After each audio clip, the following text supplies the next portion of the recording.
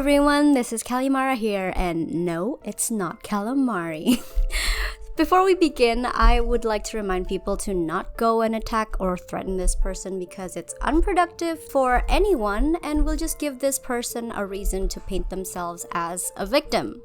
If this video makes you want to leave some harsh opinions, then do so in this video and nowhere else. So things are a little bit different today. It's cicada season. You might hear them screeching in the background.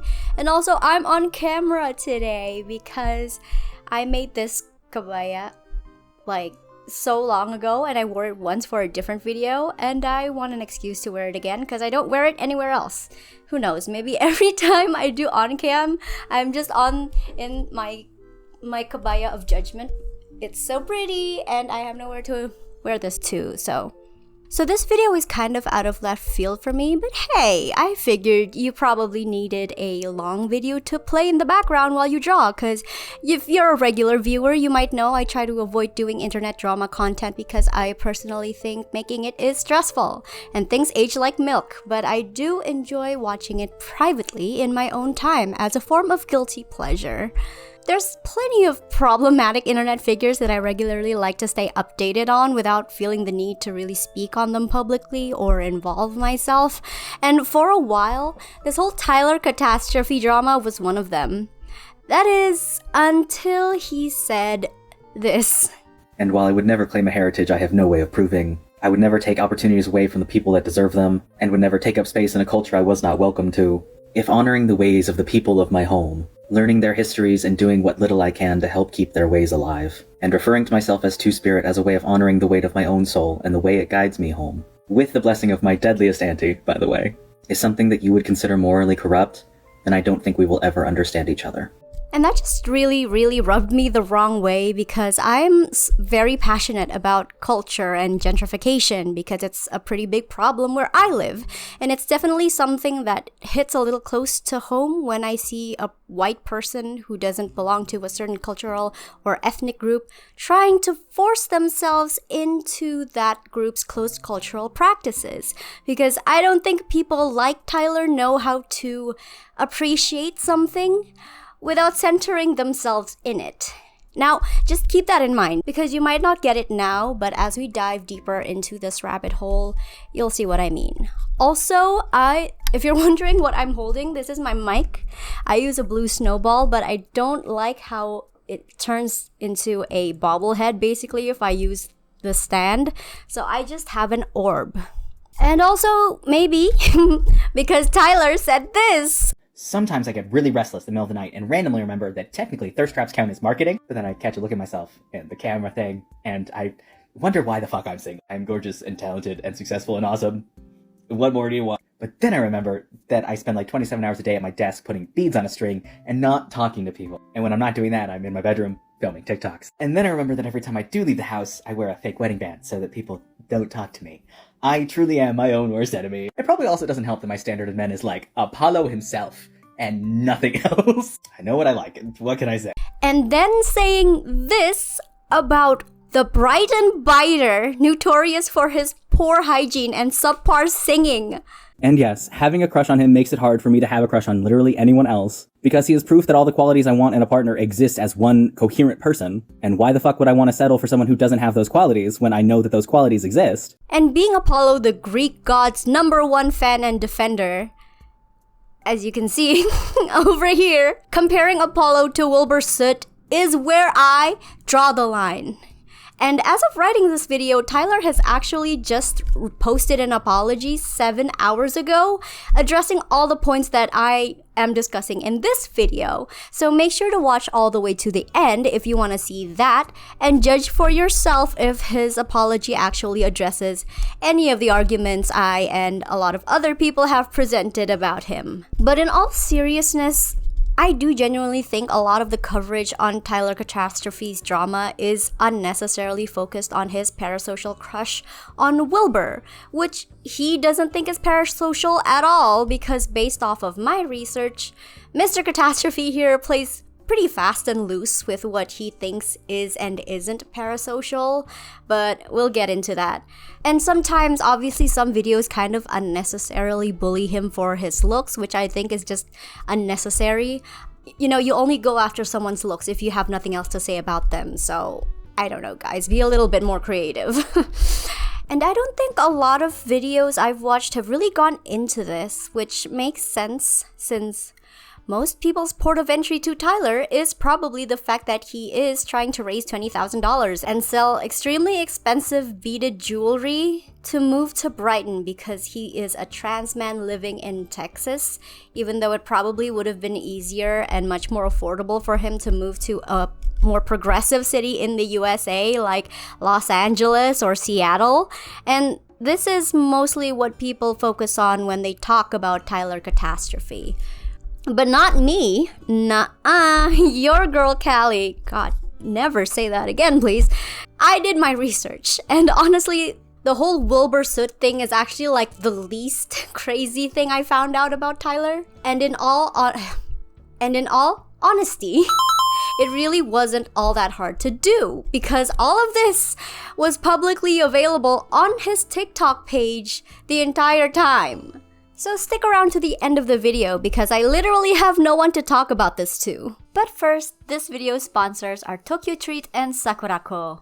TokyoTreat is a fun monthly Japanese snack box packed with limited edition sweets, Kit Kats, chips, noodles, and Japan-only treats that you won't find anywhere else outside of Japan. Meanwhile, Sakuraco is a monthly artisan Japanese snack box featuring traditional seasonal sweets, Japanese tea, and an exclusive homeware item supporting local makers across Japan. With TokyoTreat and Sakuraco, you get to experience both Japan's long-standing traditions and modern pop culture. It's the best of both worlds, especially if you want to learn more about Japanese culture but don't necessarily have the budget to go there. Because TokyoTreat and Sakuraco also come with cultural booklets featuring snack descriptions, allergen information, which for my fellow Muslims out there does include pork as well, and fun insights about Japanese culture. Every month, TokyoTreat and Sakuraco have a different theme. This month, TokyoTreat takes you to Osaka, a city known for its vibrant food culture. You'll discover snacks inspired by local favorites, from savory bites like octopus rice crackers and yummy yakisoba to sweet treats like mini sugar donuts, plus plenty more to enjoy and share with your loved ones. Meanwhile, Sakuraco takes you to Hiroshima, where nature, culture, and history come together. You'll find curated treats like Setochi lemon cookie, Kyoho grape chocolate crunch, and strawberry Baumkuchen. These snacks are designed to be savored slowly, whether alone or with loved ones, and pair perfectly with this month's traditional drink, kudzu-yu. Make your day more special with TokyoTreat and Sakuraco's limited edition snacks and tea straight from Japan. Whether you're planning a cozy night in, a movie night with friends, or just treating yourself after a long day, these boxes are the perfect companion. Check out the latest offers in the link below and use my code callimara to get $5 off your first box. Huge thanks to TokyoTreat and Sakuraco for sponsoring this video.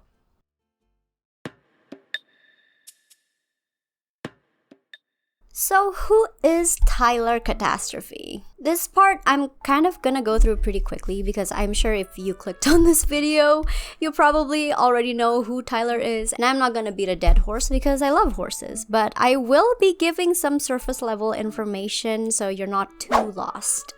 I don't know what that hair flip was, sorry about that. Anyway, if you want a more in-depth look at who Tyler Catastrophe is, I don't know why I'm not in the middle of the frame. Okay, there we go. If you want a more in-depth look at who Tyler Catastrophe is and where he came from, I think iNabber's first video on him did a pretty good job covering that, so go check that out. But in summary, Tyler Catastrophe, real name Tyler Solona according to his public TikTok and Instagram page, is a die-hard Wilbur Soot fan, an alleged artist, singer, beaded jewelry maker, haver of skills, maker of things, doer of stuff. He is allegedly related to Edgar Allan Poe and Robert the Bruce of Scotland. And you know what? I'll let him tell you himself. Family history is very large and complicated, which of course has a lot of downsides, but it does have the small upside of being related to a lot of dead famous people. Edgar Allan Poe, Robert the Bruce of Scotland, and apparently my uncle is currently mapping another family line So now I know that I'm also 27 generations descended from King Edward I of England and Queen Margaret of France, apparently. And there's absolutely no useful thing to do with any of that information, but it's there, it exists. And also my great-great-grandmother was Canadian. Maybe I can somehow get a Canadian passport. That might be useful. Which makes perfect sense that he'd feel like this when he went to England. And those 2 weeks that I spent in England is the only time in my 26 years of life that something in me just settled. I can't describe that feeling to you because it was... Oh my... The white man colonizer has finally found home. But at the same time, he is also claiming an indigenous spiritual practice and connection to the land of Oklahoma, when he himself has stated multiple times to not be recognized by any indigenous groups, save for one deadly auntie, whatever that means, who calls him indigenous, as in ginger. I'm a beadworker who is not a recognized member of an indigenous tribe or nation, which is actually why I bead the way that I do. It's why I avoid beadwork with fringe. It's why I avoid the tight, repetitive beadwork that is often seen in native work. It's why I avoid traditionally native motifs like the 4 directions, and the bold, opaque color schemes that are often seen in native work. And if I showed you this necklace that was inspired by a couture designer, put it next to something like this and ask you which one was more likely to have been made by a white man, you'd probably say this one. I have a lot of friends who are indigenous beadworkers because we run in the same circles, and I do very much hope that if I ever cross that line that they would tell me so that I could correct the behavior. And the fact that he lives in Texas and is trying to move to the country that caused the suffering of the people and land he claims to have a connection to, it's not really registering to me as a humble, simple person from a third world country.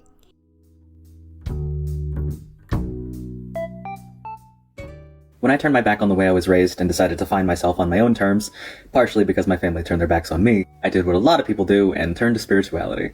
And also like a lot of people, I turned to the Hellenic Greek pantheon first. It was the most accessible, the one I had the most knowledge of at the time, and certainly the most socially acceptable. But the one thing that really never stopped calling was the land I was born to. I was born and raised in Oklahoma, arguably the most indigenous state given how many times it was taken away and then leased back to its people. Peoples who have endured immense suffering, time and time again, and even in continued suffering, have fought tooth and nail to keep not only their lives, but their ways alive, even when their stories and histories and ceremonies have been outlawed by people who saw what they had, saw their kindness and generosity, and decided to take everything they had away from them.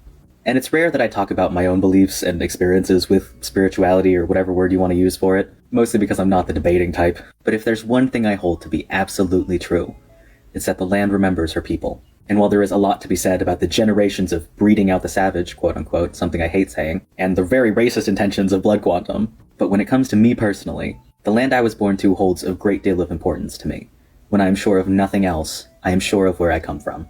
And somewhere in the years of educating myself, and learning the stories and the histories and finding the truths and the lies I was taught, I found the ways of my home. And while I would never claim a heritage I have no way of proving, I would never take opportunities away from the people that deserve them, and would never take up space in a culture I was not welcome to, if honoring the ways of the people of my home, learning their histories and doing what little I can to help keep their ways alive, and referring to myself as Two-Spirit as a way of honoring the weight of my own soul and the way it guides me home, with the blessing of my deadliest auntie, by the way, is something that you would consider morally corrupt, then I don't think we will ever understand each other. There is a lot I don't share about myself, a lot I don't tell about myself, not because I'm ashamed or because I think it's wrong, but because it's likely to be misunderstood, and I don't always have the words to make it understandable. But at the end of the day, everyone has those things that are likely to be misunderstood. And with so many people's love of assuming things they'd have no way of knowing, it's really no wonder we keep them to ourselves. Okay, love you, bye. So, let me tell you what being Two-Spirit actually means. So, according to the Human Rights Campaign, which was written in partnership with the American Indian College Fund, Two-Spirit is a modern pan-native term that is more or less an umbrella term for the many identities and experiences unique to LGBTQ+ Native Americans, intended to emphasize the importance of Native identity in LGBTQ+ spaces and to replace offensive labels applied to this community by colonialism. If anyone watching this is Native American, please feel free to correct me, but from what I understand from that article, Native Americans use terms for gender-related social roles unique to their specific tribe and tribal language because people were historically defined more by their roles in relation to their partner and their tribe and not necessarily by the organs in their pelvic region, which is an idea first introduced by colonists. However, this article specifically states that it is important to note that Two-Spirit is an identity exclusive to Native Americans in recognition of Native American culture and history, and the important process of reclamation after colonialism. And mind you, I'm not even American, and that took me 2 minutes to look up. So basically, Tyler identifying as Two-Spirit, from my understanding, is the same as him claiming the N-word because he relates to the struggle of black people during slavery, because one auntie from the black community called him an honorary black and invited him to the cookout, despite not having a single ounce of melanin in his entire body. Now, a lot of people have probably already seen that video, or you might not, because fun fact, while I was actually writing this video, it got taken down as he posted his apology, so that's really funny and interesting, but we'll talk about that later. But what you probably don't know is that this isn't the first time that Tyler has identified as a Two-Spirit. He has been identifying as Two-Spirit since 2023, all the way back when he started his GoFundMe to move to England. TikTok, I need your help, please. My name is Tyler. I'm a transgender Two-Spirit.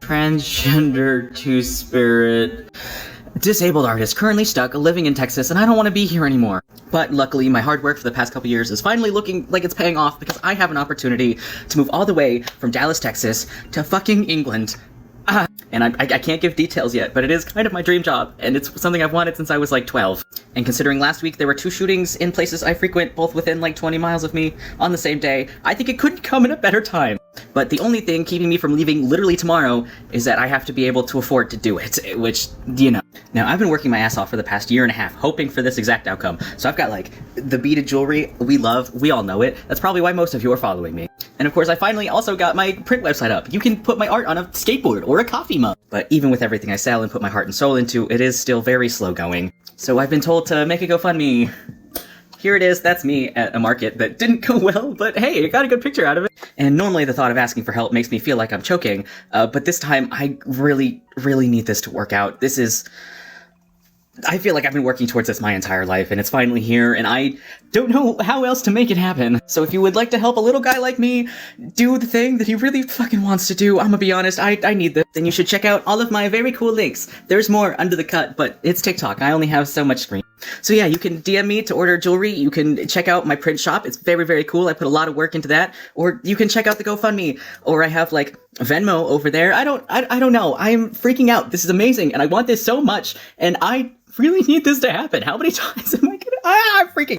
Okay, I calmed down a little, but I have been in the fog for the past year and a half hoping for this to happen, and I feel like I'm finally coming out of the fog, and I can see the direction I'm pointing again, and I need this to happen. I really, really need this to happen, and I've been working so hard, and TikTok has never let me down, and I'm really just taking a leap of faith here. So I love you all. Thank you so much for all the support you've shown me and getting me to the point where I have the confidence to do this at all, and I love you. Thank you so much. Please just share this everywhere. Oh god, I really hope this works. Thank you so much. Okay, love you, bye. And that's not saying Native Americans can't leave their homeland or go anywhere they wanted, like England. And in fact, I feel like most people from most of the world probably should have a right to live in England if they wanted to, as reparations for colonization. But I think it's significantly different when you're not even from the culture, but trying to adopt their terminology as some shorthand to make yourself seem more spiritually enlightened or attuned or special, without actually putting in the work to be accepted by the community you want to adopt the culture of. And you know what this is giving? This is giving white savior fantasy of a white foreigner coming into an indigenous culture somewhere far away and becoming their prophesized hero after learning their ways and being accepted into the community. Except the white foreigner didn't even really try to live or follow the ways of the community and just goes back to their colonizer empire in the end while giving themselves the sacred titles of the native people they terrorized. It's like if Jake Sully never went to live with or learn from the Amaticaya people and never actually tamed Toruk, but went back to Earth calling himself Toruk Makto anyway.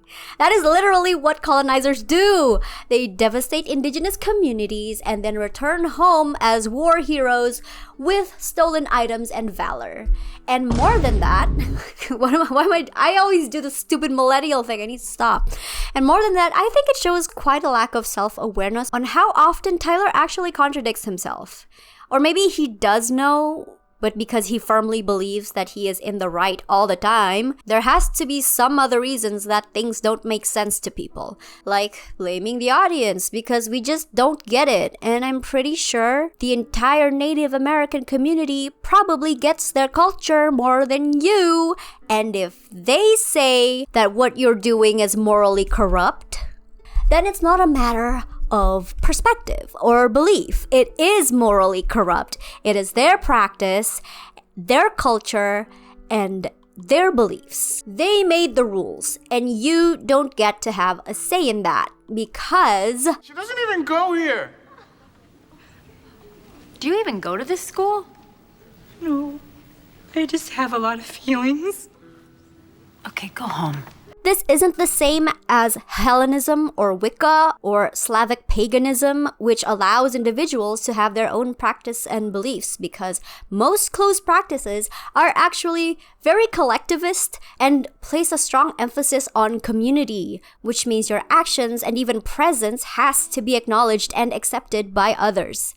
You don't just get to practice or believe whatever the heck you want, because that's how things get gentrified and commodified. That is introducing white man's thinking into POC perspectives. So let's actually hear from someone who is Native American, shall we? Dagote, shi chuli konse, though I should probably tell you that information in English, since Western Apache is a definitely endangered language that is mostly spoken by people who live on the Fort Apache and San Carlos reservations, which I do not.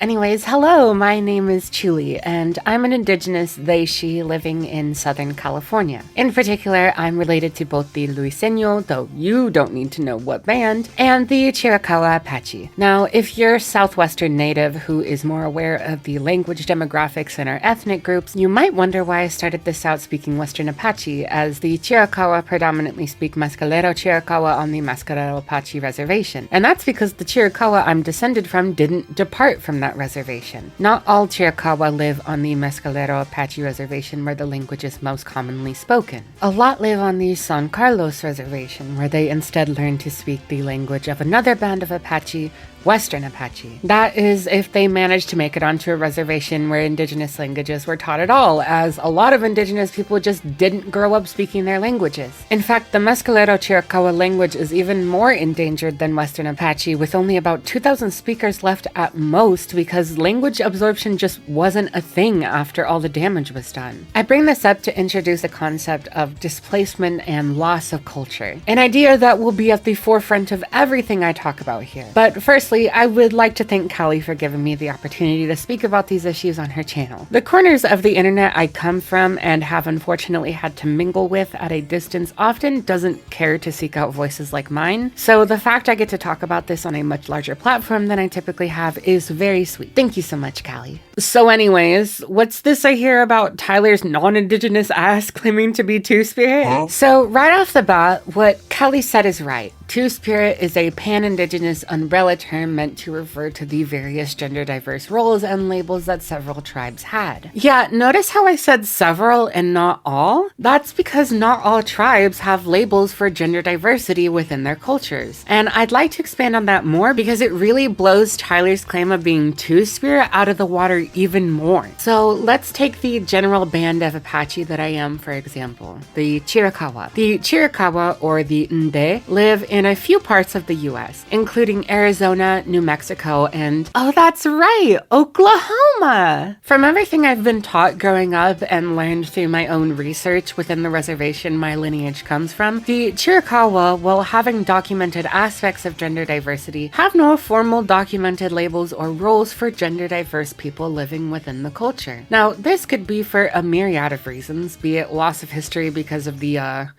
genoslides, lack of written documents from anthropologists because they had different research focuses, or just a genuine lack of specific roles and labels for gender diverse people. And for that reason, it's not really a term I feel comfortable using for myself, as I'd rather just categorize myself as indigiqueer, a term used to describe how I live as an indigenous person with a modern Western queer identity. I bring this up to say that it makes no sense to connect his two-spirit identity to the land, as there are several tribes and ethnic groups of indigenous people in Oklahoma that do not have specific ethnic labels or roles that would fall under the two-spirit umbrella. And while you could argue that the Chiricahua wouldn't really apply to the native peoples living in the Oklahoma area because they were displaced there during the colonial period, particularly with the Chiricahua mostly residing there after they were released as prisoners of war, Tyler has stated he has no claim to a specific tribe and is simply going off of the land of Oklahoma, even referring to it as the most indigenous state. I was born and raised in Oklahoma,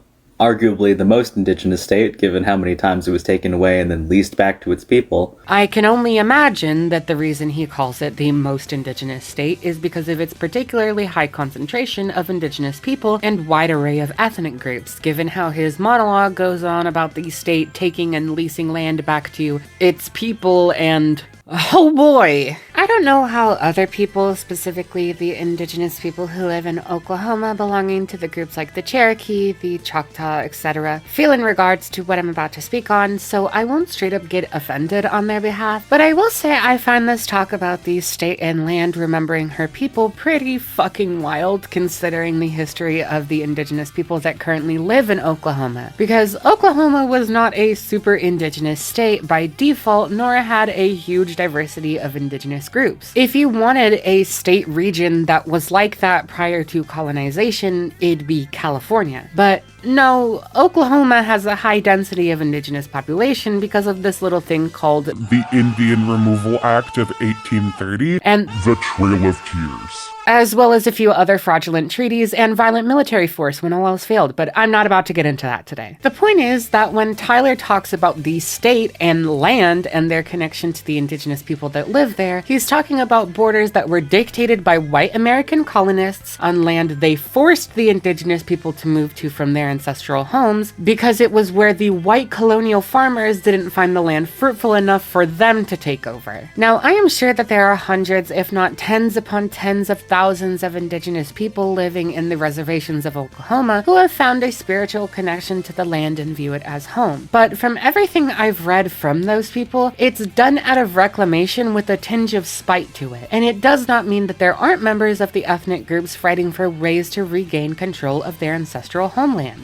Groups of the Cherokee in particular, like the Eastern Band of Cherokee Indians, or EBCI for short, have been fighting for decades for land back across several states such as Tennessee, North Carolina, and Georgia. Because, again, it's almost like the ancestral homelands of many indigenous ethnic groups were not conveniently relocated to within the state borders created by white colonists that oftentimes wanted to eradicate them entirely. I don't know, there's something about this whole connecting indigenous people to American states that just feels off to me. Combine that with the fetishization of horrific suffering and constant kneecapping by the US government the indigenous people faced, along with happily claiming them as intrinsically part of Oklahoma so that he can appropriate terms that apply to some indigenous groups. I don't like that. Like, at all. There's also something else I want to talk about in regards to this whole thing that thankfully I haven't seen too much here as opposed to past situations discussing Native Americans, and that's about race.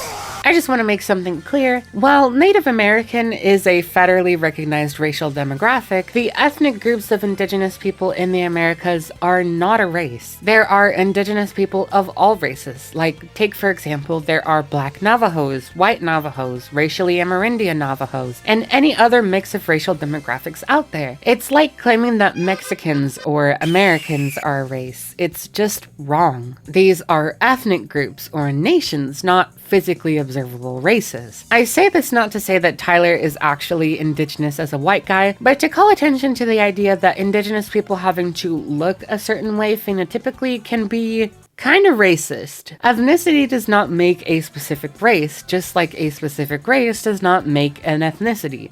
See, mestizos. While blood quantum is often used as a verification for enrolling people into tribes, that is a controversial system that a lot of indigenous people, myself included, feel is an outdated system of the colonial period. There are so many reasons why people of all races can still be connected to indigenous ethnicities like the Ojibwe or Dene or any other group. One is that there is a dark history of these things that led to involuntary interracial pregnancies, much like why so many black people in the US have some kind of white lineage or DNA. There were also black people who joined tribes after fleeing from slavery or being freed by the government, and were often accepted without having a hint of Native American blood, because that didn't start from within indigenous communities. It was white colonizers who introduced that metric. Anyways, the modern reason for this happening is that most indigenous people don't live on the res. Most live in urban areas outside of reservations, and with how little percentage of the population we make up, with us only being about 3%-ish in the US, there's a lot of room for indigenous people to fall in love and have kids with non-racially Amerindian people. And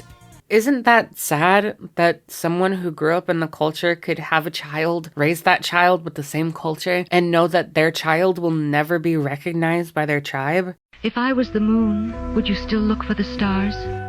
Only if you'll promise me to shine forever.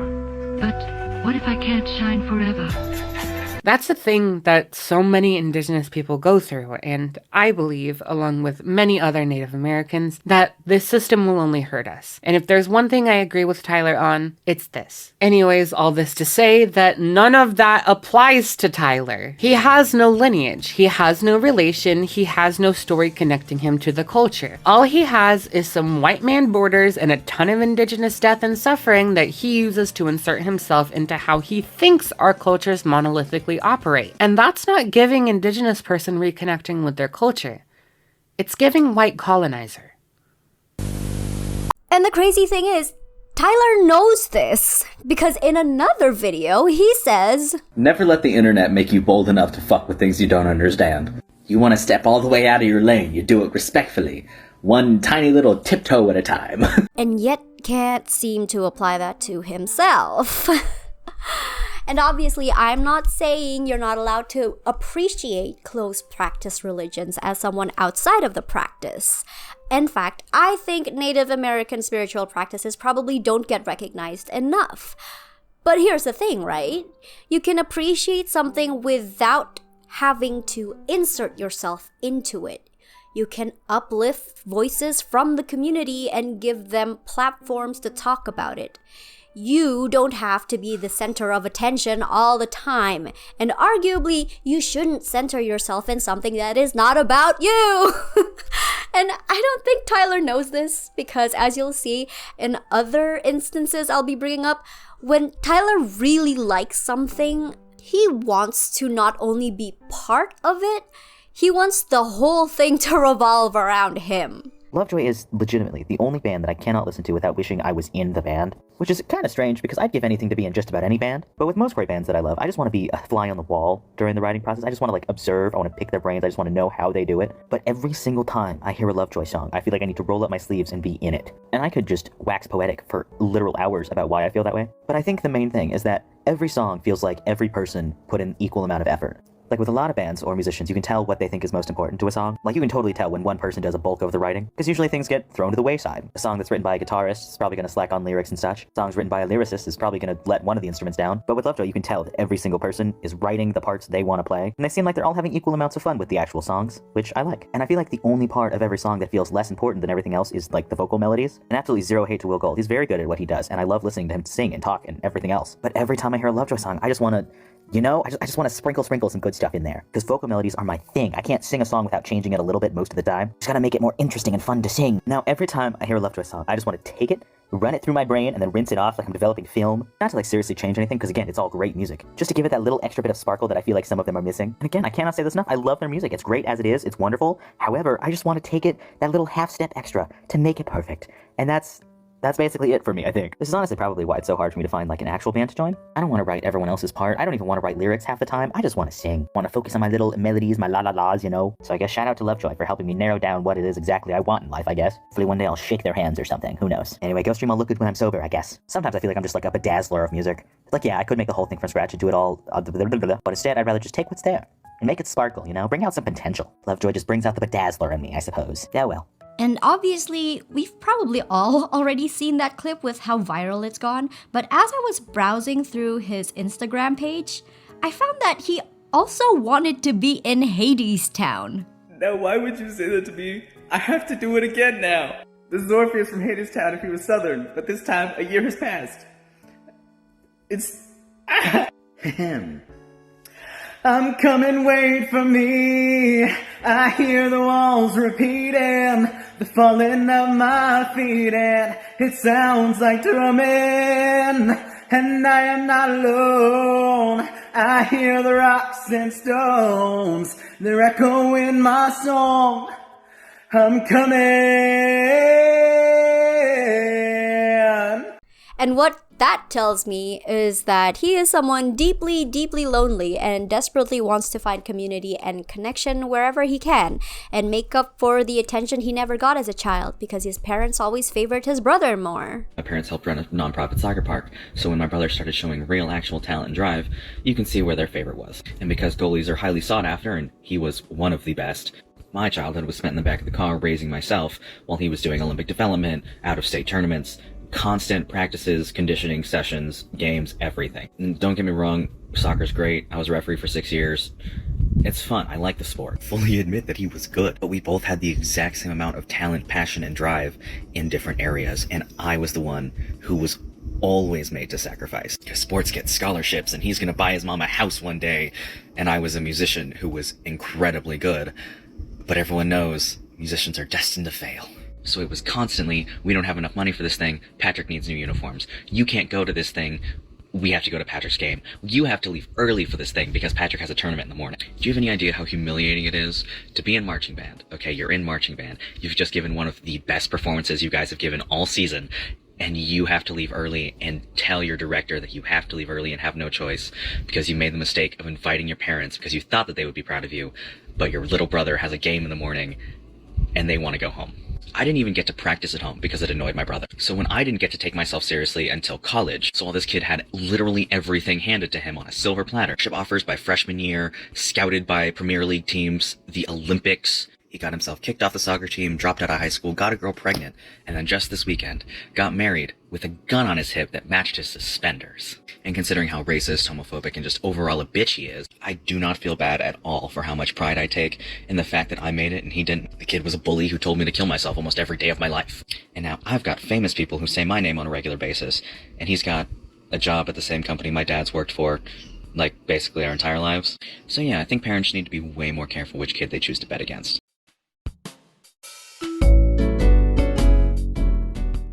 So anyways, if any of the previous TikToks haven't tipped you off already, Mr. Catastrophe here is an unreliable narrator.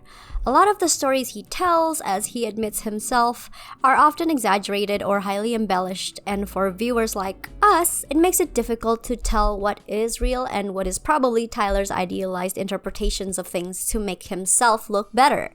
But luckily for me, I spend my free time watching people like Gabby Hanna and Amberlynn Reed, so I'm pretty good at reading between the lines and identifying when something is full of shit.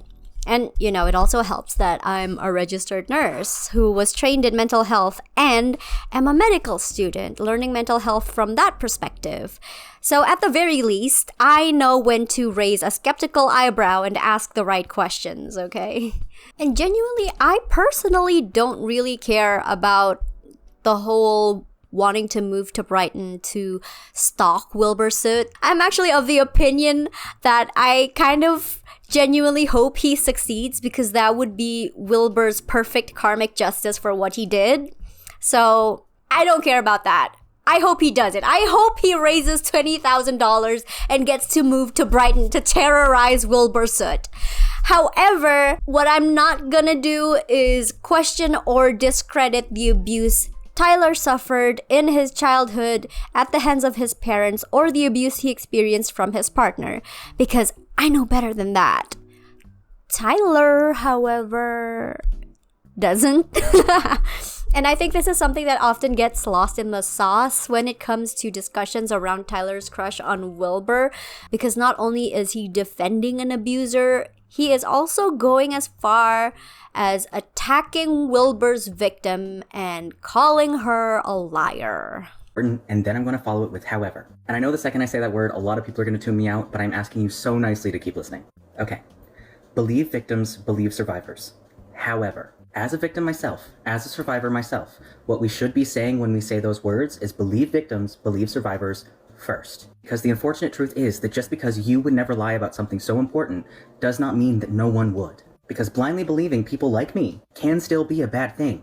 I know I would never lie about that sort of thing, but I still know people who have admitted to making false allegations, who have bragged about making false allegations. I still have known people who said that they would if they knew that it would benefit them. And every single time I have been assaulted, every single time I have been abused, every single time that I have been in a situation where I needed someone to believe me, a vast majority of the people in my life chose not to. I know how it feels to not be believed. So if someone tells me that they have been through a similar situation to my own, I will always believe them first. But if it comes to a point where I cannot feel comfortable believing them, that is saying a lot. And I definitely do not make that decision lightly, ever. It does not matter how much I like the accused, it does not matter how attractive they are, it does not matter how successful or talented they are, I will always believe the alleged victim first. I loved All Time Low as a kid. I was in Onision forums for years, and when I heard about things they were doing behind the scenes, it did not matter how much I liked them. I was done. I was 100% on Amber Heard's side, until I was given too many reasons not to be. But that is still not a decision that I made lightly. And I know that for every person who takes the time to understand what I'm saying, there's another one that won't. But I know that I personally have to use discernment in order to feel comfortable with the decisions I make. And even if I cannot personally feel comfortable trusting someone at their word, I'm not saying that you shouldn't.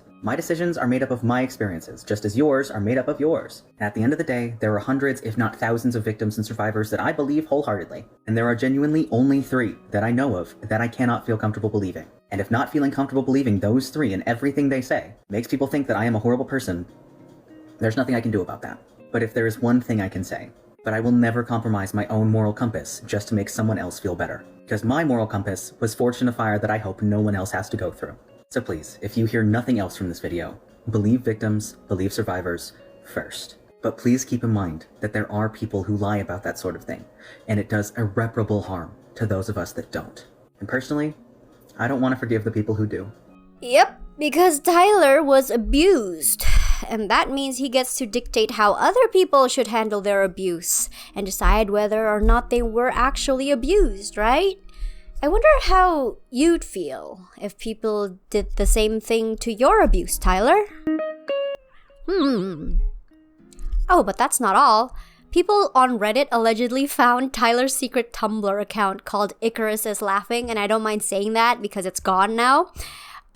Which I am inclined to believe is real, because Tyler does have a painting of Icarus that he is selling for $237,000, and he's standing in front of it in this video, in fact. And referring to myself as Two-Spirit as a way of honoring the weight of my own soul. And because he literally shows a painting in this video on his Tumblr as well, which pretty much confirms it for me. And also posting a picture of himself pre-transition, but I don't feel it necessary to show that. And the account is found defending Tyler multiple times, and as soon as people called the account out as being Tyler, it immediately got nuked. So yeah, like I said, this doesn't exist, so it doesn't matter. The posts, however, do. And on this Tumblr account, we can literally see Tyler openly hating on Shubble, who is Wilbur Soot's ex-girlfriend and abuse victim. So clearly his video defending Wilbur and discrediting Shubble was much more malicious than he originally tries to sell it as. It's pretty obvious to me that Tyler is only defending Wilbur because he has a crush on him and is wearing rose-tinted glasses to keep up the belief that Wilbur is a good person. And the reason he's so nasty to Shubble is clearly because he's jealous of her. But what do I knows? I think it's important that people know that not only is Tyler an abuse defender, he is also a victim blamer who discredits victim stories of abuse.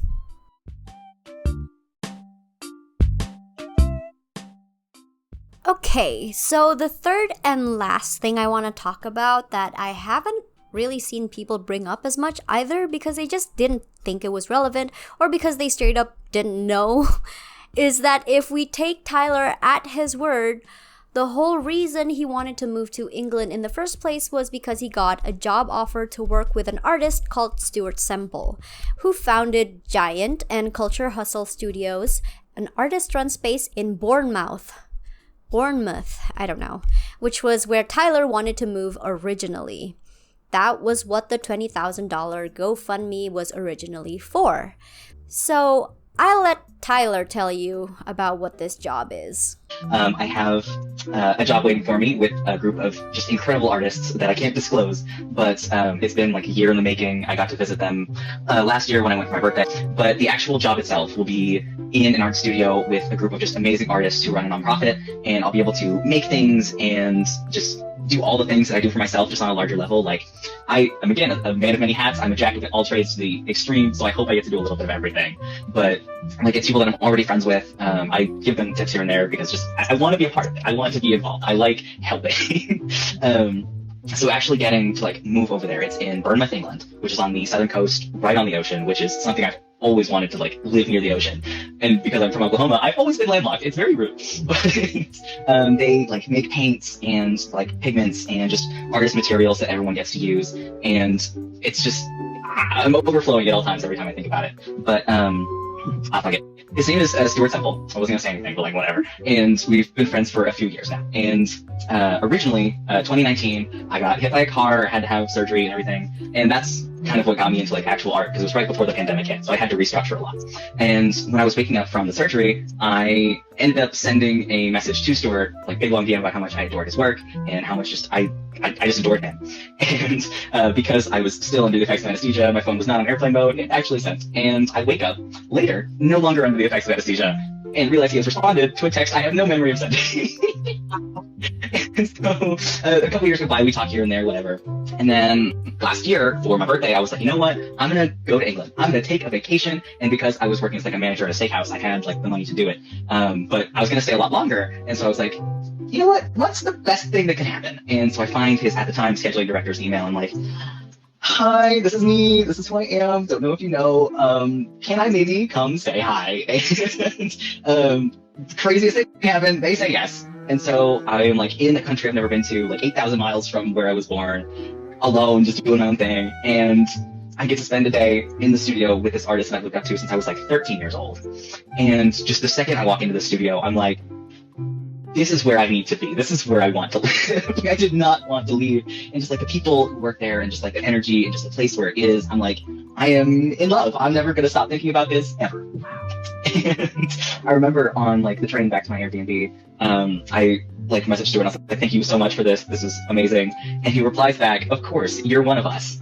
And I think that just like cemented everything together because I was not going to stop until I was able to be there. So according to Tyler's own accounts, he had traveled to England before to participate in a workshop of sorts hosted by Culture Hustle Studios, which is run by Stuart Semple, during which he was allegedly offered a job by Stuart himself, and thus began his goal to move to England. I flew halfway around the world to meet an artist named Stuart Semple. With the help of his scheduling director at the time, I got to spend some time in the Culture Hustle studio. I made amazing friends, I helped work on some things, and it was the most inspired I had ever been in my life. I definitely did not want to leave, ever. Before this visit, during this visit, after this visit, me and Stuart had messaged back and forth quite a few times. I thought he was great. But then, of course, I got back to the States, realized I really didn't want to be there anymore, and I wanted to go back to England. So I took a chance, which is what got me to the studio in the first place, and I asked Stuart outright, hey, I need to be out of my current living place by this time. If I can get the funding together, if I can make the move happen, would you hire me? And when he said that we could probably make that happen, I was ecstatic. I was over the moon. And looking back, that really was just a positive maybe, but it really felt like a yes in the moment. And I knew that if there was even a chance it could happen, I would have to act immediately. I started crowdfunding, I started doing garage sales, I started pushing my art businesses very hard.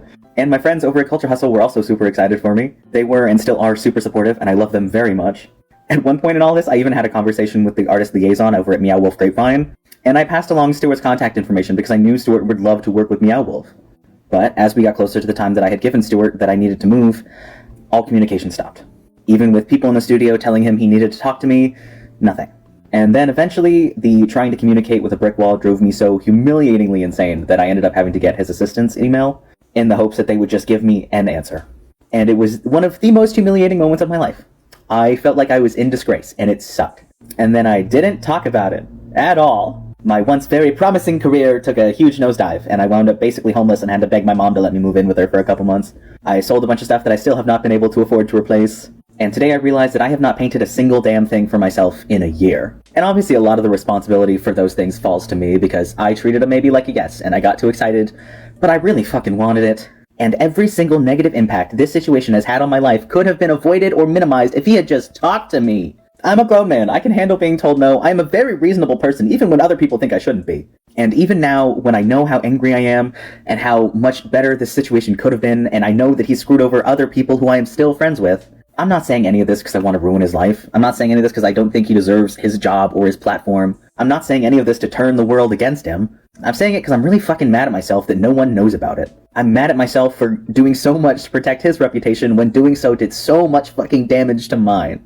And now that I'm here in the process of trying to move to England again, this time on my own to Brighton instead of Bournemouth, it's just really starting to hit me how fucking unfair all of it was. And I still haven't heard from him. He's had years to make amends. He's had years to say he's sorry. That's all it would have taken. I would have forgiven him. I would have been totally okay. I would have understood. I would have been fine. It was a stressful situation for everyone. And it all feels so fucking unfair to me specifically. And even though now I know that Stuart Semple is not Culture Hustle quite literally is Stuart Semple, and a lot of the work he slaps his name on isn't even him, I'm honestly kind of jealous about all the people that are still excited about the things he does. Because I will never look at him the same. And I thought he was my friend, and clearly, that was not true. So. It's been years, this shouldn't be still affecting me! Anyway, here's some cool things I painted. Thanks for listening. Okay, love you, bye. This one's super glossy like an actual stained glass window, and I mixed every color myself. This one is sideways, but the eyes are glossy, and the border is made out of beads that I painted over. That's fun. This one, every single color is mixed with gold, and it's really shiny in natural lighting. This one was fully free-handed, and every single individual card took me 3 days each. And this one's based on a Fall Out Boy song. And I didn't use a single paintbrush, it's just glorified finger painting. But I filled all these little cracks individually with a little needlepoint thing. So, it's fun, I guess. It takes a lot to make me this upset. I think I deserve better.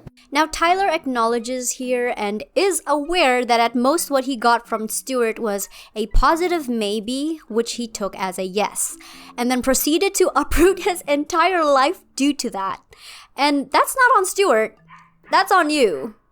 This may sound harsh, but also Stuart does not owe you a response, because there was nothing to respond to in the first place. And how do I know this? Because Stuart Semple himself just responded, posting this on his TikTok page a few days earlier and replying to people's questions in the comments. So, Tyler, you did not sit down and do a formal interview.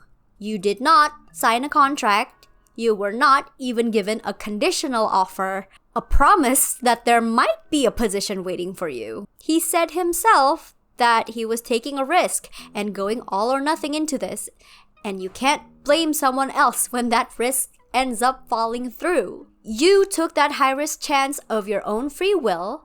you knew the consequences, and now you have to lay in it. You're allowed to be upset, of course, but what you don't get to do is lambaste the person you pushed this onto in the first place. And mind you, the video Tyler posted that I showed earlier isn't the first time he spoke about Stuart. It was actually the second time he tried addressing how his job offer fell through. The first one was posted a few weeks before this one and was much more emotional and, personally, in my opinion, a more honest reflection of Tyler's true perspectives on the situation that I think gives us a better insight on how Tyler actually feels about Stuart. Actually, fuck Stuart Semple. I have been so incredibly pissed off at the way this man fucked me over for over a year, and I don't like being angry, and I want to leave all these shitty-ass feelings in 2024. So if y'all want to be angry with me, let's be angry. I traveled 8,000 miles to spend a day in the Culture Hustle studio, completely fell in love with it while doing what was actually free labor now that I think about it. And then he starts looking for a new assistant, and I'm told to apply, so I do. And then when I don't get that job, honestly, really glad I didn't, I'm not made to be someone else's assistant. So I ask him, point blank, hey, can I have a different job in the studio, and I'll just move to England, I'll raise the funds myself, I've got to be out by this date, could it happen? And he said yes. So what do? I put my career on hold, sell basically almost everything else I own, start turning down opportunities thinking I'm gonna be in a different country when they happen, doing the work because I go all in or nothing. And what does he do? Fucking ghosts me. And after months of people who already work for him telling him he needs to talk to me, months where I was getting him opportunities with even bigger artists, because in my head, we were friends. Since I'm just letting myself be angry here, my work is better than his.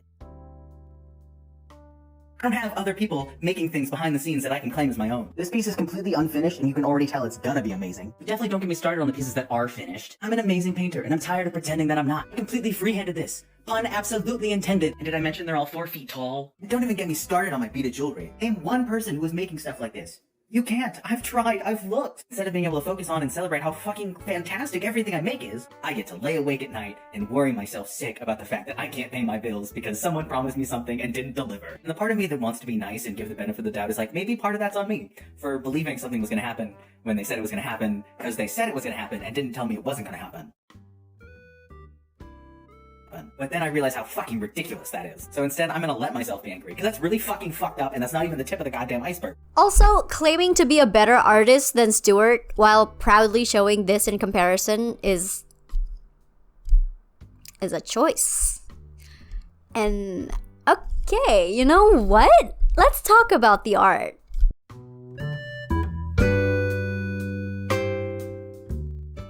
So in case you didn't know, my channel is actually an art channel, and I usually do a lot of character design, a lot of art tips and what ifs, and kind of giving advice as well on how they can improve their skill. And so I think I'm pretty qualified to talk about Tyler's art in this regard. So taking a look at some of the available works Tyler has, it's not bad. It really isn't. It's just unpolished, and no matter how much gold metallic paint or sparkly beads or reflective coating you use, or how big your canvas is, that doesn't change that fact. So I'm a weird little guy. I'm pretty sure we all know this by now. It's obvious. And basically what that means is that I am entirely incapable of doing just one thing. And when it comes to my painting, that is especially obvious. Also, it's 1 p.m. and it looks like it's fucking nighttime. But back to the point, I have 3 main painting styles, and someone told me they wanted me to explain them. So who am I to disappoint one person? Now, my first style is more abstract, very much a splattery. And I don't know if you can see it, the lighting sucks. Tell the rain to... And usually it's just an excuse to clean out my brain in between the larger projects, which is... But it's also a really good excuse to use all the weird paints that I never get to use anytime else, like glow in the dark and shift and all the glittery ones. Plus, I get to get real creative and either cut up my canvases or just fucking glue them together. I mean, that's got beads on it. No one else does that. I'm weird and awesome. And my second main style is based on stained glass, which this one was the first one I did stained glass-wise. It has followed me from every art market for the past, like, when did I make this? Like 3 years. Oh my god. And that at some point became like actually recreating stained glass. It's a canvas. I don't know how I do it, but I do it, and I think it's awesome. Because doing stuff like that means I get to do stuff like this. How cool is that? This thing is 4 feet tall. I mean... I love what I do. I can't keep saying it. Then my third style, I do call it a little bit more realistic, but realism is never my goal. And no hate to realism, it takes a lot of work, it's just not my thing. But this style is usually where I do the most storytelling. Yes, that is just covered in glitter, and I love it. It's amazing. Based on The Village by Rabble. That's a great song. And these are the pieces that I usually have to clean my brain out afterwards because they take a lot of thought. The background is made out of the country's flags. The background alone took me 2 days. But it's also what made me realize I do have, like, a distinctive style that is unique to me, which I love. And also how I started painting people, because I said I was going to avoid painting people like the plague, and then I started actively avoiding a plague, and we all know how that goes. And that distinctive style just really reminds me just how much I love doing solo shows. I want to do more, because whether it's stuff like this, one more, or stuff like this. I did freehand that hand, I'm very proud of that one. I feel like you can just tell that it all came from the same person, which, as a multifaceted, multi-passionate, and multi-talented bitch, it makes me really happy. In fact, I've seen a lot of people compare his art to high school art projects, and genuinely that is a very good and very accurate description. This would be good if he was in high school and he entered it into a school contest, but Tyler is 26 and is selling these at 3 to 5 figures. Normally, I wouldn't go in so hard on someone's work, but if you're selling your art for $230,000 or $380,000 a piece, I think a fair bit of art critique is more than warranted. Tyler's art to me reads as someone who still hasn't really mastered a lot of fundamental steps, and it's especially obvious when he draws people. His art lacks depth, showing he hasn't mastered perspective, and his gestures when drawing people are stiff, indicating that he hasn't mastered anatomy and movement. He also lacks a fundamental understanding of fabrics and how different fabrics fall differently on people depending on their material, motion, and fit on the person. Tyler just kind of squiggles a bunch of lines on his paintings to fill the blank space and calls it a day. His Icarus painting, for instance, should look something more like this. Also, I'm pretty sure this painting is supposed to represent himself because he has a specific harness just like this that he wore in a previous TikTok to carry his canvases with the same sun pendant. You know, being an artist who rides a motorcycle and doesn't drive cars like at all does have its pros and cons, like on top of all the other pros and cons of riding a motorcycle and not having a car. But one of the big ones is made way easier by the fact that I'm also a musician. Because going on canvas runs or taking canvases or paintings from one place to another is really difficult. Because these cool adjustable straps exist where you can make it easier to carry an acoustic guitar case and stuff like that. They're actually a lot more adjustable than you think they are. And like on a motorcycle, you're basically just a moving wind sail. But why stop there when you could also be a human kite and look just a little bit stupid doing it? I live a very interesting life, but hey, I get shit done. I'm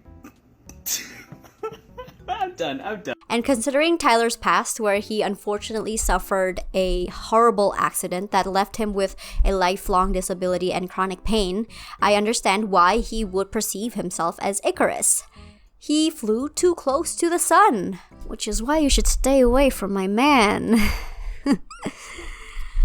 And sure, you could argue that a lot of famous painters who use abstract and surrealist styles also don't give much care about fundamentals, but that's because they actually learned the rules first before breaking them, so they know how to do it right.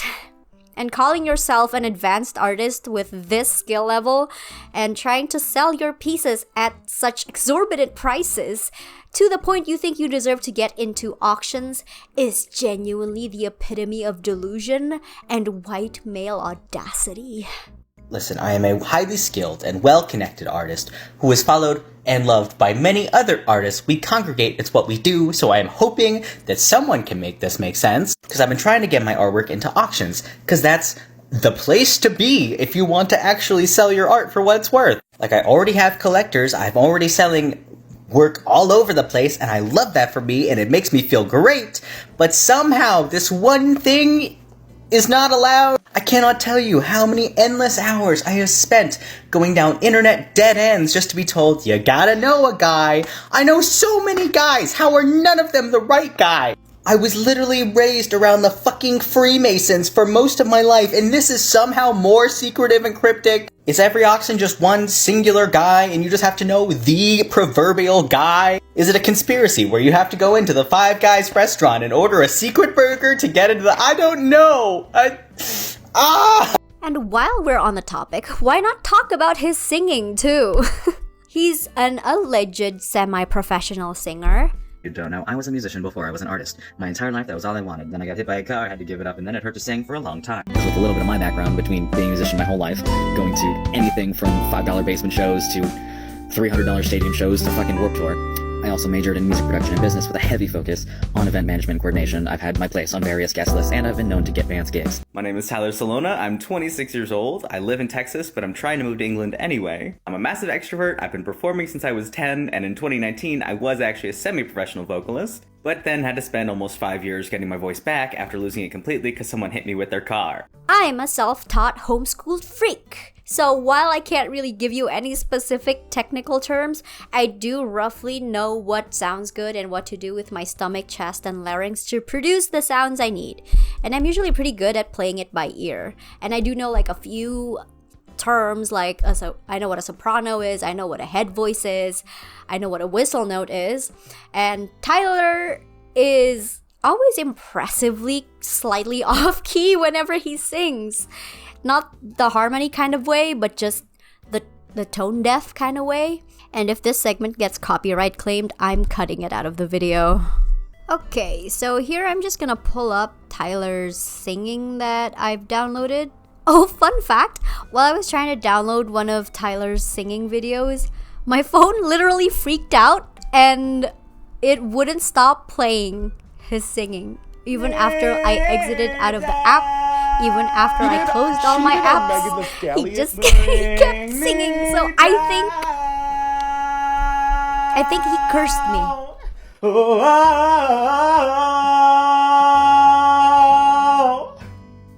So if you care to find me, So give me a second. Let me. I think it's probably on my cursed phone. So Tyler did a cover of Hozier's "Nobody Soldier," and I like Hozier a lot. He mostly sings Fallout Joy. That's oops. Lovejoy is the name of Wilbur Soot's band, and I don't know any of their songs. So we're gonna listen to some of his covers, shall we say. Where is it gone? What? Where is it? This? No. That's so weird. Where did it go? Is it this? This is strange. Oh! I found it! Okay. No, wait for me, Tyler. Okay. I've had 13 hours with the song and none of them are enough. Let's go. Sick to my skin, watching the news. So I don't know if he realizes this, or I don't know if you guys can tell, but he's actually too high. Like, he is off key in that he is starting up too high. See, I don't know any technical terms. The thing is, Hozier sings it in a falsetto himself, so it's even higher than what Tyler is currently singing. So it's just at a really awkward spot that is just not really sitting where it should on the note. So, like, I don't know, I can hear it in the drums. This is how he should be doing. Sick to my skin, watching the news again. Whatever you choose, you lose out in the long run. It should be like down there. And I did try this earlier with Hozier's actual singing, and if I were to go low, that's how low it should be. But if I were to sit at Hozier's exact note, it would be like this. To my skin, watching the news again, whatever you do, I'll run.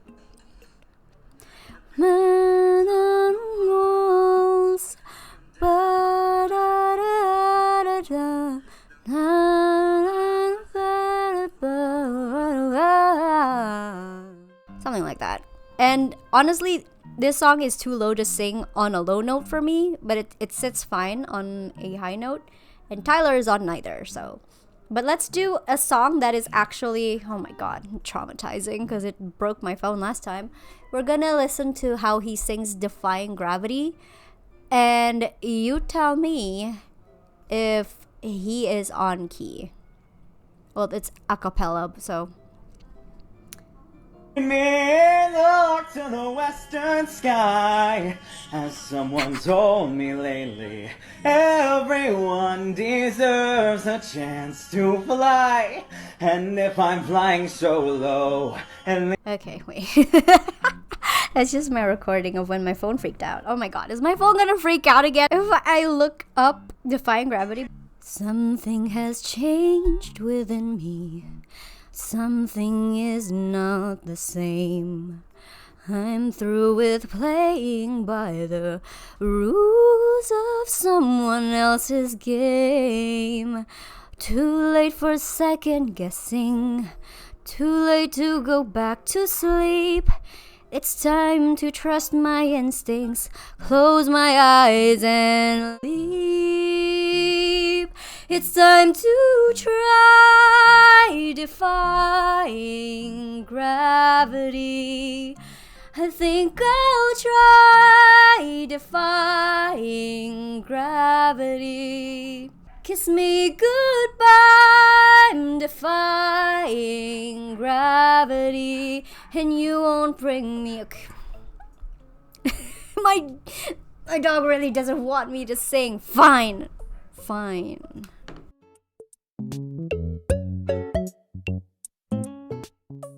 So remember earlier how I mentioned how Tyler plays pretty fast and loose with his definition of parasocial?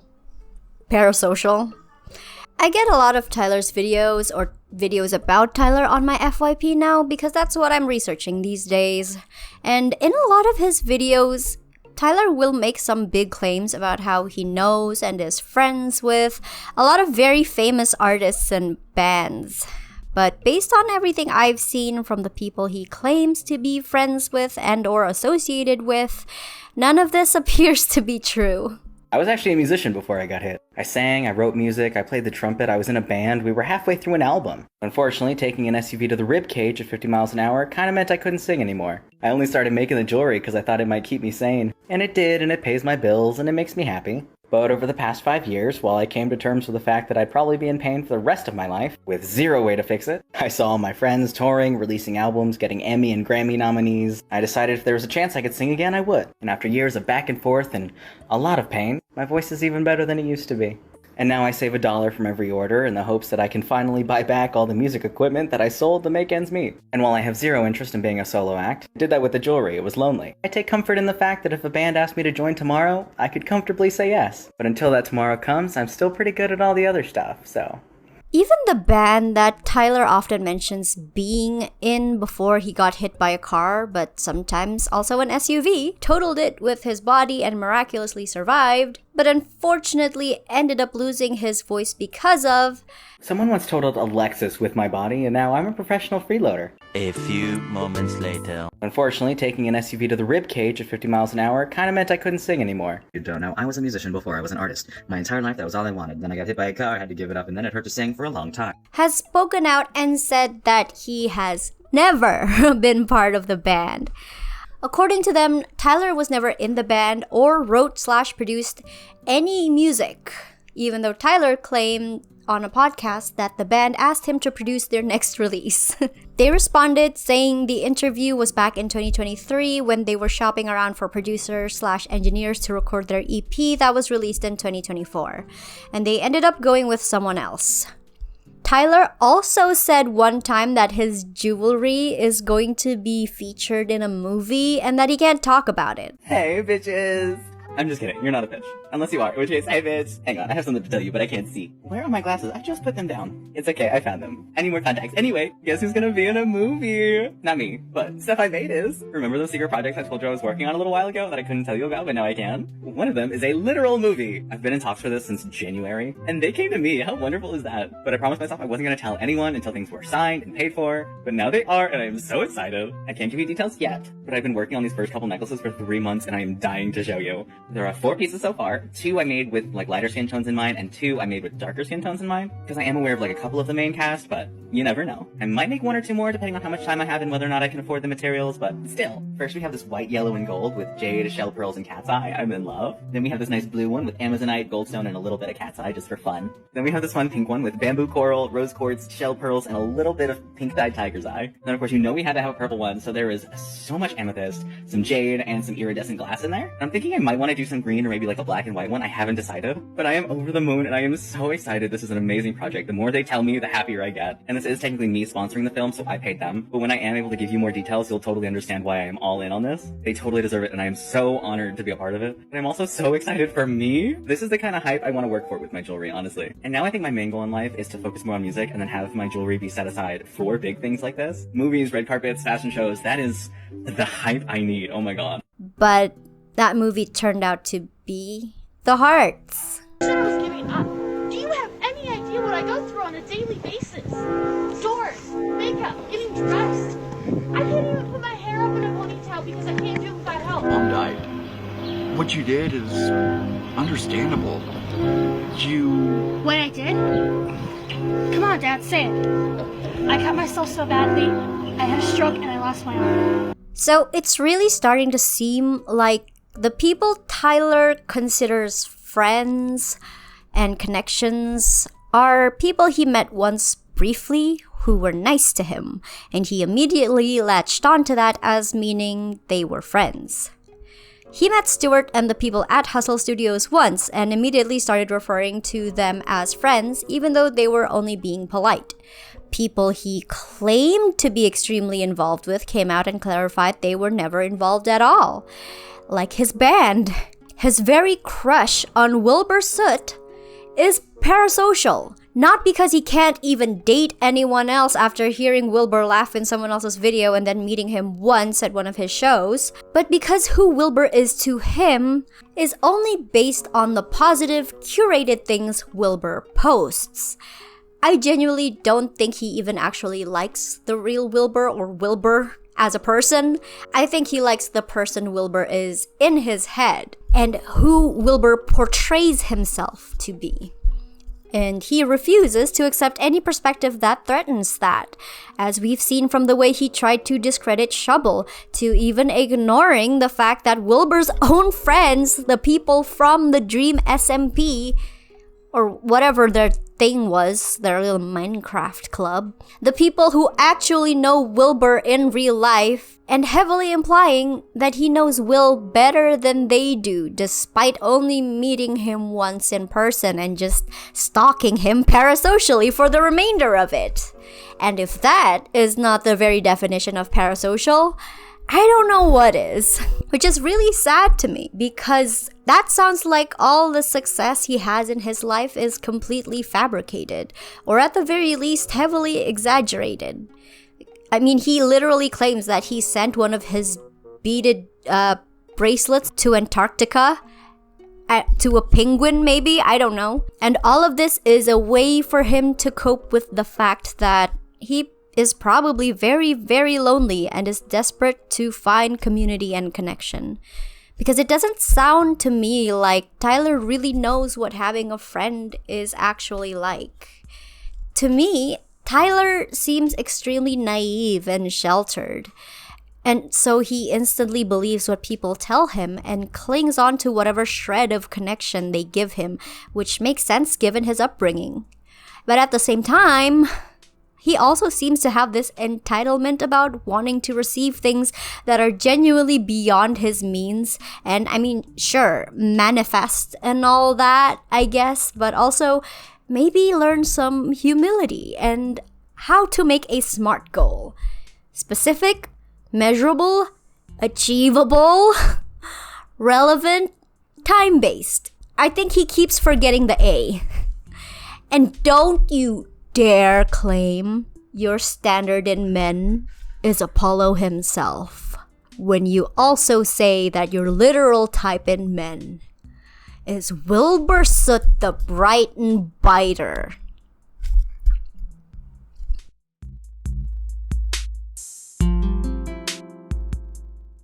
And originally, this was where the video was supposed to end. But as I've said, Tyler has just dropped an apology video that is supposed to address everything, basically all the points that I've already made in this video, so let's hear him out. This video is probably going to be the full 10 minutes because doing a part 2 feels really scummy. But if you could please bear with me and stay to the end, I have a lot to say, and there's a lot you need to know, and apologies that need to be made. And I need to just lay it all out on the table all at once. Because for the past month and a half, almost 2 months now, has been a non-stop panic for me. Because when this all started, and it was just people misinterpreting a video about a crush on a guy in a band, assuming a lot of things that were not true, or just straight up calling me cringe and ugly, a lot of the advice I was getting was just to keep posting confidently and show them they're not getting to you, and the internet has a short attention span. And I followed that advice. And when the death threats started, I think we all greatly underestimated just how far some people were going to go in order to hurt me and the people I care about. My family, my friends, anyone and everyone who has ever interacted with or supported me in any way. And by the time I realized what was happening, it was every second of every day, and I didn't know what the fuck to do. And in trying to put out any fire I could reach, I made a lot more mistakes, and every time I thought it was going to be okay, something else happened. And because I have a lot of commitments keeping me online, the GoFundMe orders I need to finish, I could not step away. So I wound up in this awful spiral, barely eating, barely sleeping. So I completely checked out for a day or two, trying to just let myself catch up. And if you don't mind, I would like very much to try again. So, firstly, I do not refer to myself as Two-Spirit. Did he not just say this? And referring to myself as Two-Spirit as a way of honoring the weight of my own soul. Literally 2 videos ago. I have mistakenly done so in the past, in 2023, I think, in a video I honestly thought I deleted, because I realized right after I posted the video that I fucked up. And when I made a more recent video about the differences between my own beadwork and the beadwork done by other native and indigenous peoples around me, ended up unearthing that old video that I had already self-corrected and again thought I had deleted. With everything else going on, I panicked. Guys, I'm being gaslit. Julie, tell me I'm not going crazy.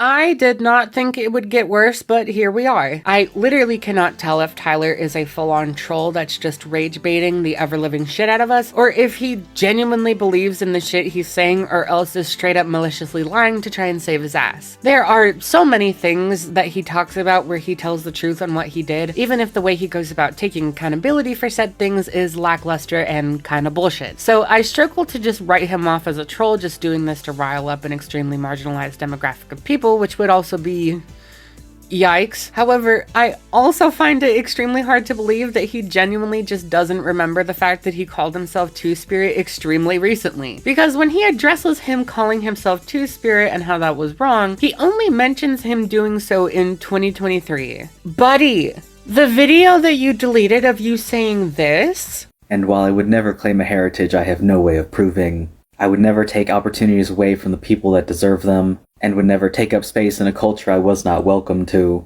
If honoring the ways of the people of my home, learning their histories and doing what little I can to help keep their ways alive, and referring to myself as Two-Spirit as a way of honoring the weight of my own soul and the way it guides me home, with the blessing of my deadliest auntie, by the way, is something that you would consider morally corrupt, then I don't think we will ever understand each other. Was uploaded on April 20th of this year, 5 days ago as of me writing this. Listen, I have seen a lot of family members fall to Alzheimer's and dementia, and baby boy, I do not appreciate the cosplay of this or native people. You cannot just co-opt the advocacy that indigenous people have been doing for years to encourage reconnection and dismantle what we feel are racist anti-indigenous systems like blood quantum to insert yourself into and cosplay a marginalized group that you have no business listen, all with the mentality of I'm not touching you, and then act like we're all just gonna buy you acting like you didn't do that 5 days later as genuine forgetfulness. Now, I'm not gonna harp on about Tyler talking about the extreme harassment he's received and run with the idea that it's all just manipulation. I know what it's like to have a group of people on the internet hounding your ass, and Lord knows Tyler has been dealing with a pretty big group of people. I know how getting those intensely vitriolic and unwarranted comments that fall under extreme harassment and threats feels, and I understand bringing it up as a means to explain why you've taken a second to respond to everything when everyone's been breathing down your neck for a response. However, in regards to everything else about the Two-Spirit stuff in particular,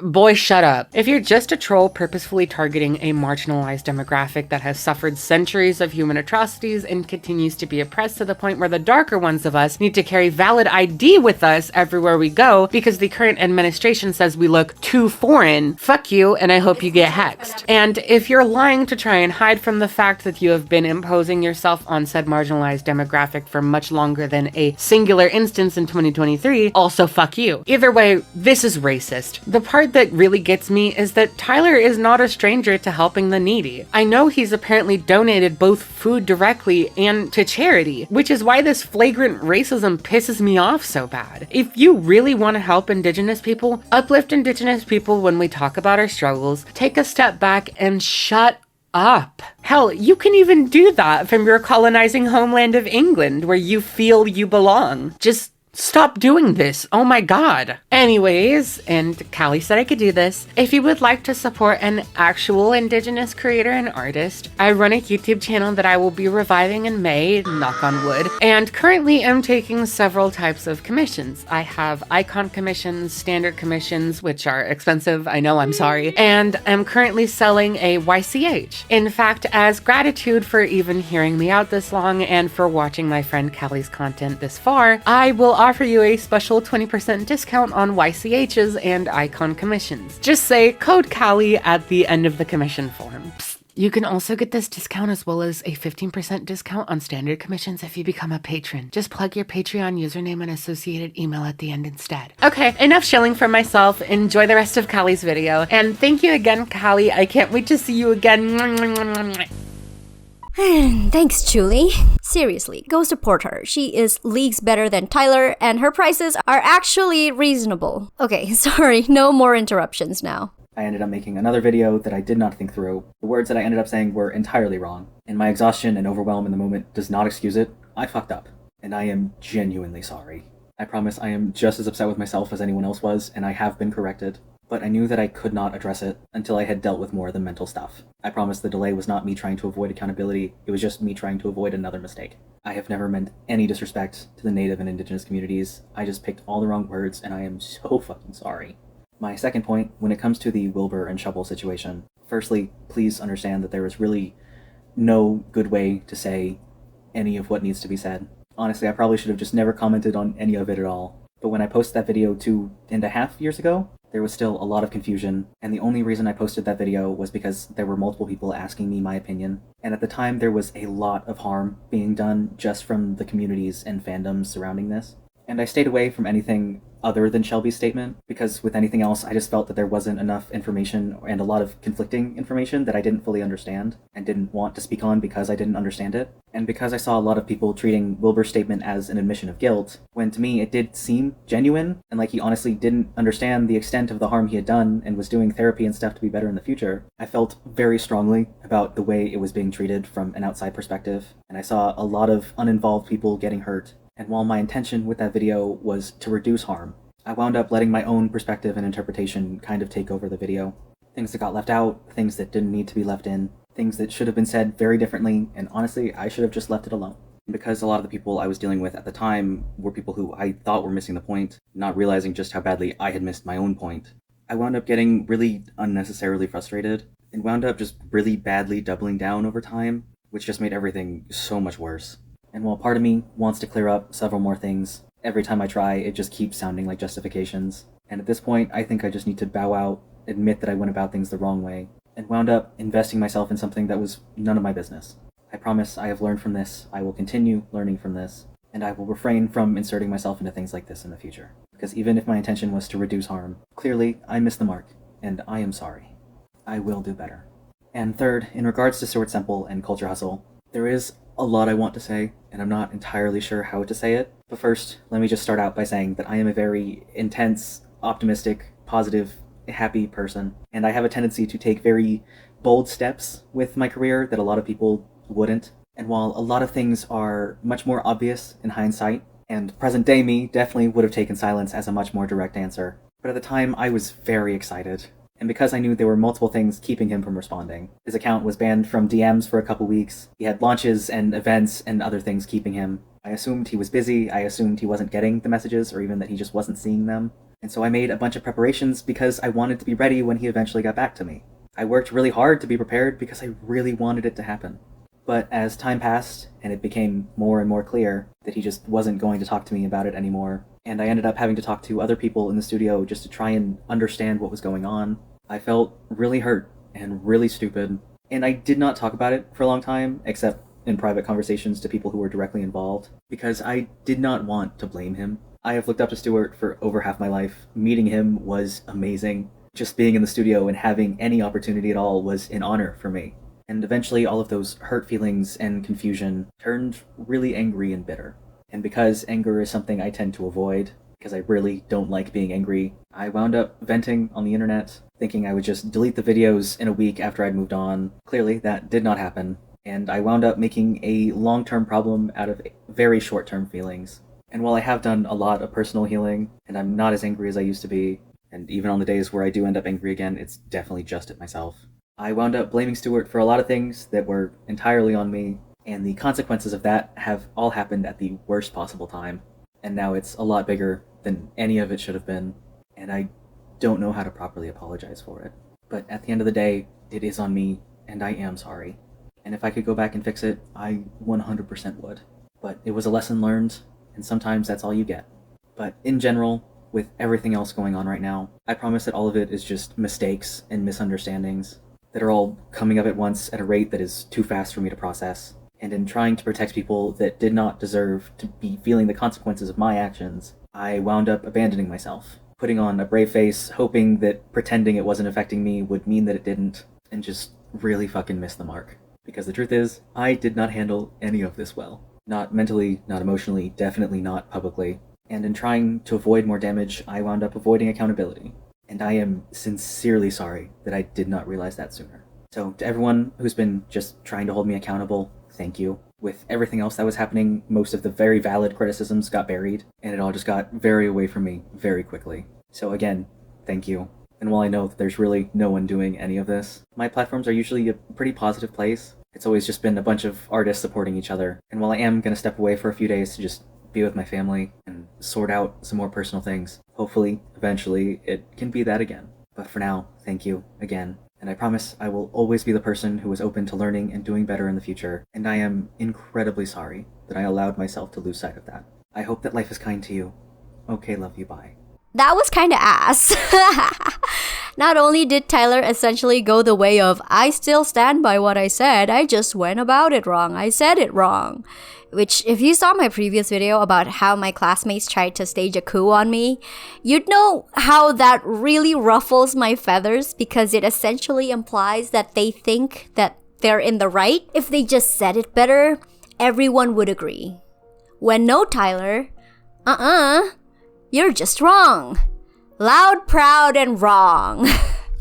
And regarding the Stuart Semple stuff, yeah, you're allowed to be upset that something you were really hoping for fell through, but understand that that is solely on you, baby girl. Stuart didn't make you sell all your things. Stuart didn't make you start a GoFundMe for $20,000 to move to England. And Stuart has no responsibility to answer your messages when you literally do not have an established working relationship. Tyler is Wiccan. He should know this. But obviously, that's just my opinion. What do you guys think? Do you think Tyler is finally off the hook now? Or has this just ended his online career? Tell me all about it in the comments below. But for now, that's all from me. If you made it this far, thanks for hanging out in my channel for a while. I hope your skin didn't get too pruny. Big shout out to my lovely sea bunnies on Patreon. If you want to become a sea bunny and get extra perks like a free commission from me, join my Patreon. If you want to see more from me, then please follow me on all my social media. If you want to submit fan art or chat with me, join my Discord server. And if you want more of my stories, check out my Wild Word series here on YouTube because that will make me really happy. All the links are in my description and I will see you all in the next video. Goodbye!